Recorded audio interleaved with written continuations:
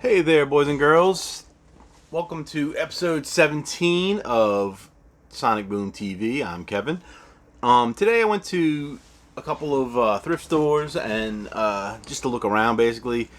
Started off, I went to Goodwill.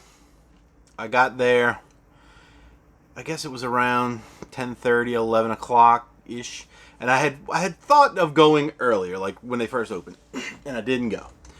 Well, when I got there, there's a lady at the counter, and she kind of yells over to me, "Hey, anything with the yellow tag is like 75% off or something like that." And I was like, "Oh man, that's a good deal."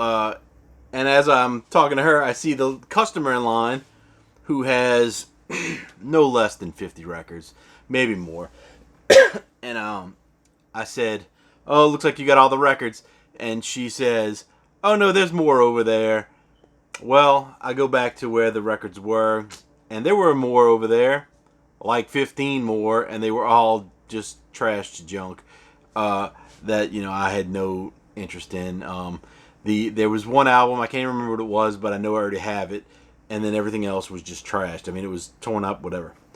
So I left the Goodwill, and I went to the Red, White, and Blue thrift store. I don't know if those are a national thing. I know there's some in other states, but I'm not sure if everyone has. But basically, it's a huge thrift store, and they have hit or miss records. Like sometimes you go there, and there's a whole bunch of good stuff, and then other times there's nothing. Well, today I went, and somebody had brought in, I guess it looked like mostly an R&B collection, and there was a few rap things in there. There were a few funk things in there, but nothing I really wanted too badly. I got a few things. First one I picked up based on the cover alone. I don't know. It's a comedy album. If you can read that, it says, "Hey y'all, let's party." And then this guy says, "You fugged up my afro. Now you're spraying something on me that smells like shit." And I was like, okay, you can't judge a book by its cover, but this isn't a book. This is a record. You can always judge a record by its cover. Um, the cover is in terrible shape, though. It's falling apart. The record, surprisingly, it's dirty. It's filthy. But and it may be filthy when I listen to it too. It needs to be cleaned. It's got a few scuffs on it here, but I think it's gonna play. But it needs to be clean. It's so bad. But even if it doesn't play, I wanted the cover. The back cover. It doesn't even have the track listings. It's got some high. It says, it's by Al Sparks, the Funny Barber. Highlights of this album: Jody the Grinder, The Pimp, The Marriage That Effed Up. I'm not gonna say that in case there's children, but you can read. The Last Affair. O.B. Brown is back in town. So, I don't know how many tracks are on this. There's at least 5, I guess. I didn't look it up on Discogs yet to find out if there's anything. But it doesn't even on the label. It doesn't. It says not for play on radio, for personal and party use only.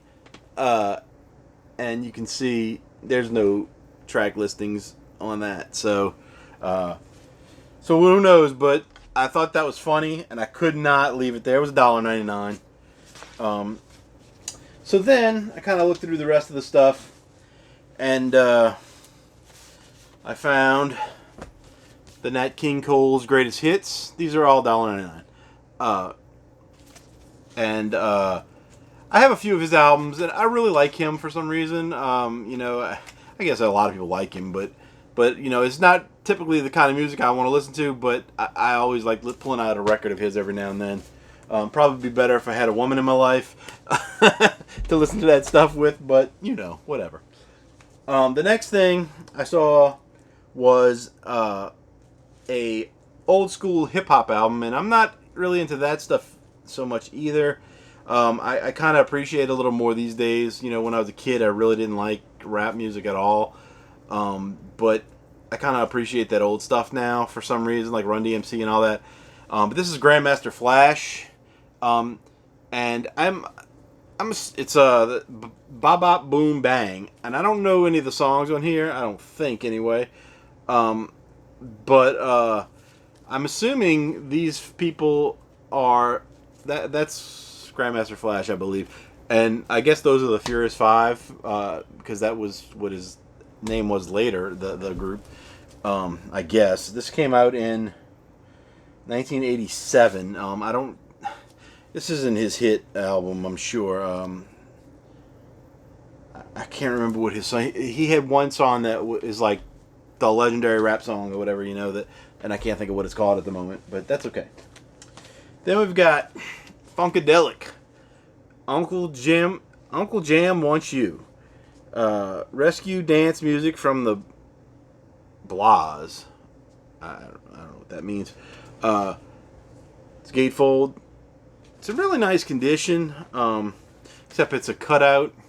If you can see that. Oh, we're looking at the wrong side. It's a cutout, so... but the record itself is nice condition. So is the Grandmaster Flash. I didn't show that one, but they're just dirty. They're so much fingerprints and dust on them. But there's no scratches at all on this one that I can see anyway. So, I saw Parliament Funkadelic one time at a concert. It was weird. It was a festival actually, and it was an all-day thing. And I got there real early. And about midway through, I kind of got sick. I was not feeling well. And they had these like stadium seats because it was on a soccer field or a football field or something. And so I just sat up in the stadium. And I was like, I don't know if I'm going home or not. There was bands I wanted to see later. Like there was Eminem played for some reason, and I think 311 and some other people. Big name bands from the '90s. But Parliament Funkadelic was there, and I was like, all right, I'm gonna sit there and I'm gonna watch them from the stands. I'm not going down by the stage, whatever. Well, I liked it, but I didn't like it at the same time. Maybe because I was sick. But I tell you what, there must have been 1,000 people on the stage playing for this band. So for musicians who want to be into work, get into that band because there was a lot of people there. But I don't know what the track listing is on this thing either. Freak of the Week, Not Just Knee Deep, Uncle Jam, Field Maneuvers, Holly Wants to Go to California, Foot Soldiers, Star Spangled Funky. So I don't know any of those songs. But I'll check it out. It can't be bad. I mean, it's going to be good funk music, but not really my thing. And then the last thing I got, after I left the Red, White, and Blue, I went to a pawn shop that I know has records sometimes, and they have records that are way overpriced. And I looked through them, and I saw a few things that had been in there since the last time I went, which is probably 2 or 3 months ago. And they have like the price for the perfect condition. I just revealed it. The perfect condition record on junk records, like they're not junk, but scratched up or whatever. So I go through and I see a few things that I wanted, but I wasn't paying the price that was on them. And then there was other ones that I already had, and I was like, I can't believe they're selling this for this price. But I found Fastway. Now, I may have this on a cassette somewhere. I don't know, because my cassettes are kind of in a bin. The 2 bins, actually. I have a lot of cassettes from when I was younger. And this is their self-titled album. And this one didn't have a price on it. So I don't know if I have this on cassette or not. I'll have to figure out. But I do have this one, which is waiting for the Roar. Now this has been sitting around in my apartment for about 15 years with no cassette in the thing. It's been here since as long as I've been here, and I've never bothered to look for the cassette that goes in it for some reason. And it's always there. It's like sitting on the shelf near my TV. I see it all the time. And I was like, I got to find that cassette. And I never look for it. So now that's going to be my goal in life, to find the Fastway cassette. And as well as this one. Anyway, so this one doesn't have a price on it. It's got tear marks on the cover, on the back. This one actually maybe it would have cleaned up. It looks like something else was stuck to it, so maybe I can get that off. I don't know at this point if I'm even going to bother to try. It comes with the inner sleeve, which is torn right there and missing a piece. That side looks good. The record itself does look really good. It's dirty. All the records are dirty, filthy from today's run. Doesn't look scratched at all though. But I asked the guy. I said, "Look, some of those records over there have prices. Some of them don't. Can you tell me what the price of this is?" And I knew what he was going to say. I had looked it up already on Discogs, and I knew what he was going to do. And he did exactly what I thought he was going to do. He pulls out his phone and he opens up eBay. I think it was eBay. It looked like eBay. I couldn't really get a good look, but it looked like eBay. He looked at eBay, and I don't know what price he saw, but he says $10. And I was like, I'm not going to argue with this guy. I said, if the record was kind of messy or scratchy, I would have probably argued with him. But I said, you know what? I'll take it. $10. The record's only worth probably $12 in brand new condition, something like that. I don't think much more. I mean, I could be wrong, but oh, here's my dog. Look, she heard me talking about Fastway, and she needed to come see us. But anyway, I know the record's not worth that much. The cover's in pretty bad shape, so I can't believe he said $10. And then I thought about it, and I was like, all those records that are over there in the bin are. He looked them up on eBay and saw the high price, and that's what he's pricing for. Because I saw there was like records in there for like $25, $30 that were in terrible condition. So anyway, I don't even know the name of that place, but I don't know if I'm going back there again. I have found some things in there that I really wanted, and not that I really wanted Fastway, but they're like, I think they're hard rock. I know they're hard rock. I don't know if they're technically hair metal or whatever. But they're in that era of bands. So anyway, that's what I got just on that little run today. I'm thinking about doing some reviews of different bands that like where I started with the CD collection and the cassettes and all that.